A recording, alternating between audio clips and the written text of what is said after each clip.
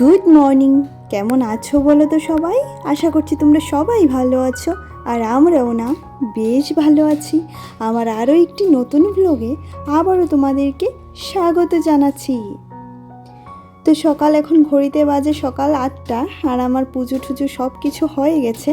আর এই মুহূর্তে রান্নাঘরে যাব, গিয়ে যে আম দিয়ে দুধ দিয়ে মুড়ি দিয়ে আর একটু ঘরে চিড়ে ছিল, তো সব কিছু দিয়ে মেখে সবাই খেয়ে নেব।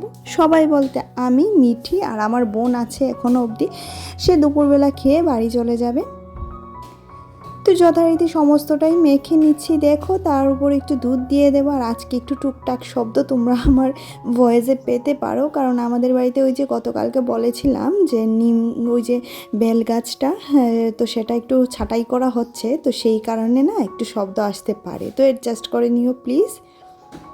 আর এদিকে আমাদের সমস্তটাই মাখা হয়ে গেছে, এবার ওদের দুজনাকে এই দুখানা বাটিতে দিয়ে দেবো, আর আমি এই বড় বাটিতে নিয়ে অল্প একটু করে খেয়ে নেব। আমার এসব দেখলে না লোভ সামলাতে পারি না, জানো তো। আম, দুধ, মুড়ি, কলা এসব না আমার ভীষণ প্রিয়। তো দেখো এদিকে এবার বিছানাটা ঠিকঠাক করে নিচ্ছি, বোন গুছিয়ে রেখেছিল, তো তারপরে ওই যে আমার কাজ আমিই করতে ভালোবাসি, তো সেই কারণে না আমার সংসারে কেউ কোনো কাজ করতে চায় না, জানো তো। ভয়ে ভয়ে নাকি আমি সেটা জানি না, তবে আমার মনে হয় সবাই করার পরেও একটু টাচ আপ আমার দিতেই হয়। আর প্রতিদিনের ঝাড়াঝাড়ি পোছাপুছি তো আছেই। আর একটা কথা কি বলো তো, আমরা যদি সংসারে একটু বুদ্ধি করে কাজগুলি করতে পারি না, তাহলে কি হয় বলো তো, ওই যে তোমার হেল্পিং হ্যান্ডের প্রয়োজন আমাদের কিন্তু পড়ে না, তাই না? কারণ সারাদিন একটা বাচ্চার যত্ন, তারপর পুজো গোপোষণার সেবা করা, তারপর রান্না বান্না, রান্নাঘরের সমস্ত কাজকর্ম, এই ঘরের সমস্ত কাজকর্ম আমি এভাবেই ঠিক বুদ্ধি করেই মেনটেন করি। যে এই সময়টা আমার বসে থাকা, সেই সময়টাও বসে থাকি না, অনবরত কন্টিনিউয়াস কাজেই লাগিয়ে যাই। আর মিঠির পড়াশোনার জন্য তো 2 থেকে 3 ঘন্টা আমার প্রতিদিনই লেগে যায়, কারণ ওর নোটসগুলি কমপ্লিট করে দিতে হয় ওর ম্যামের জন্য। তারপর তো সব কিছু আছেই, অবশ্যই তোমরা বুঝতে পারো, যাদের ঘরে আমার মেয়ের বয়সী বাচ্চা আছে সবাই তো বুঝতেই পারো যে কী পরিমাণে খাটনি খাটতে হয়।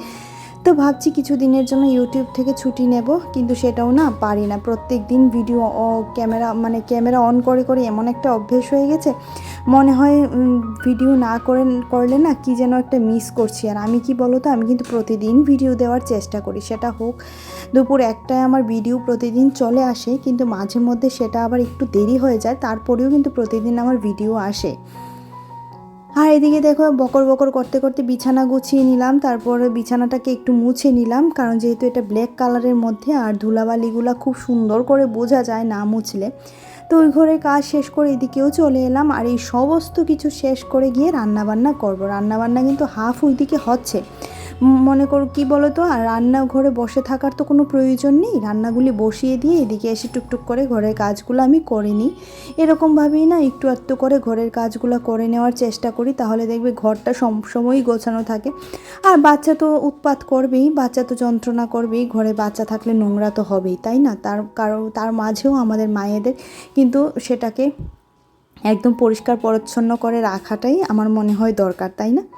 তো সেই কারণে সমস্তটাই গুছিয়ে নিচ্ছি, বোনের ব্যাগটাও রেখে দিলাম এখানে যথারীতি। আমার ঘর কিন্তু একদম গোছানো হয়ে গেছে। আর এই যে মিঠির পড়ার টেবিলটা, সেটা তো প্রত্যেক দিনই তাকে সুন্দর করে গুছিয়ে দিতে হয়, না হলে সে কিন্তু তার নিজের প্রয়োজনীয় জিনিসপত্রগুলো খুঁজে পাবে না, কারণ সেও তো বাচ্চা, তার তো সব সময় আর মাথায় থাকে না যে এটা এখন প্রয়োজন, এটাও তখন প্রয়োজন।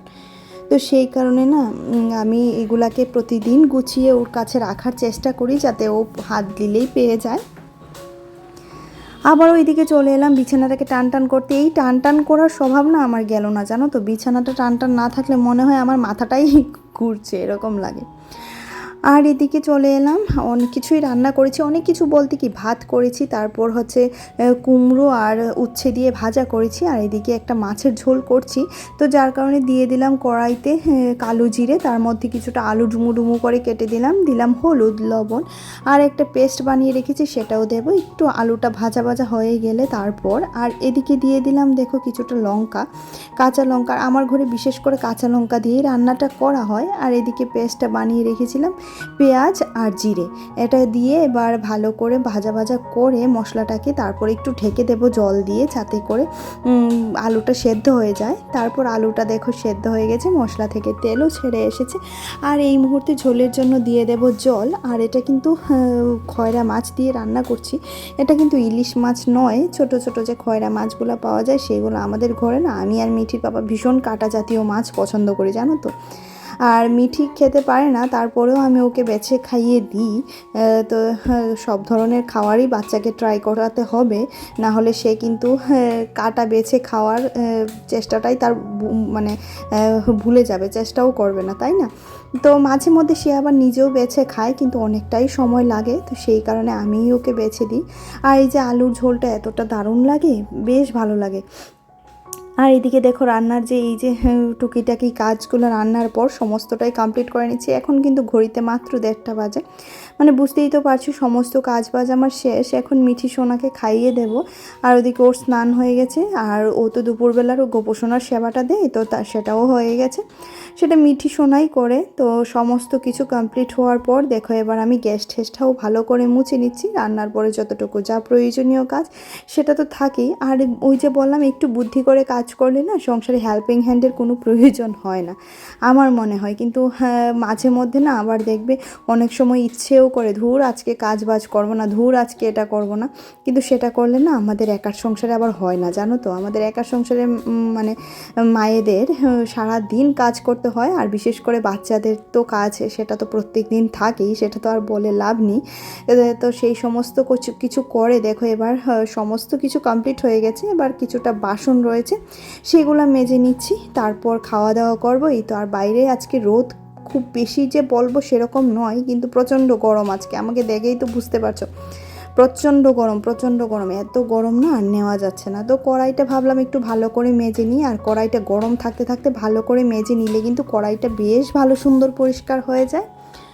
আর এতক্ষণ পর্যন্ত যারা আমার ভিডিওর পাশে ছিলে তাদেরকে জানাচ্ছি অসংখ্য অসংখ্য ধন্যবাদ। আর যারা প্রতিদিন ভিডিও দেখো অথচ আমার চ্যানেলটিকে এখনও সাবস্ক্রাইব করোনি, প্লিজ তাদের কাছে একটা রিকোয়েস্ট, আমার ভিডিওর এইটুকু অংশ যদি তোমাদের ভালো লেগে থাকে তাহলে প্লিজ চ্যানেলটাকে সাবস্ক্রাইব করে দিও, পাশে থাকা বেল আইকনটাও ক্লিক করে দিও, যাতে করে আমি যখনই ভিডিও আপলোড করব নোটিফিকেশানটা তোমরা পেয়ে যাবে।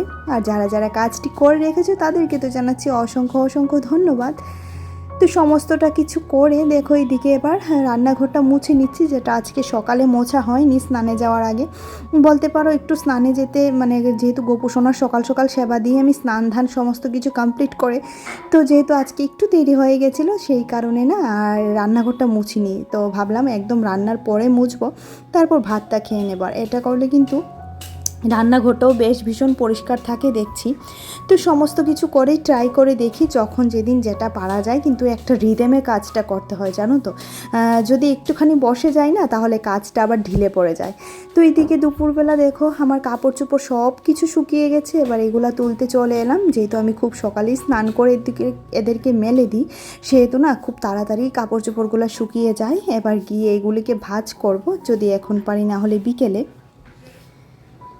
আর এই যে আমার মিঠি সোনার জন্য খাওয়াটা নিয়ে নিলাম, এদিকে মাছের ঝোল আর এই যে উচ্ছে আর কুমড়ো ভাজা। তো চলো আজকের মতো তাহলে ভিডিওটি এখানেই রাখছি। সবাই ভালো থেকো, সবাই সুস্থ থাকো, দেখা হচ্ছে পরবর্তী নতুন কোনো একটা ভিডিওতে। তো চলো টাটা, বাই বাই, সবাই ভালো থেকো।